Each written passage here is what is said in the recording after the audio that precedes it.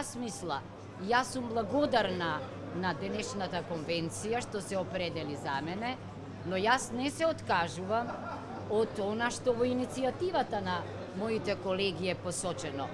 Јас ке барам поддршка и од најмалку 10.000 граѓани, јас ке побарам поддршка и од други партии и невладини организации, бидејќи мислам дека тоа е навистина на линијата на граѓанскиот концепт.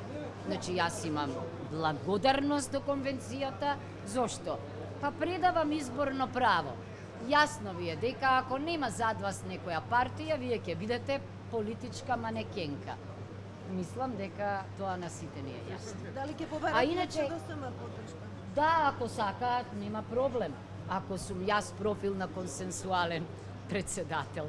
Ама за мене консенсусот не треба да се врзува за лидери на партии, бидејќи тоа е конзулски систем. Консенсуален председател за прв пат се споменува во случајот на Мери Робинсон во Ирска и се врзува за личност која е непартиска и надпартиска, а која што во тешки моменти може да обедини граѓани кои можеби не излегувале на избори, кои се разочарале.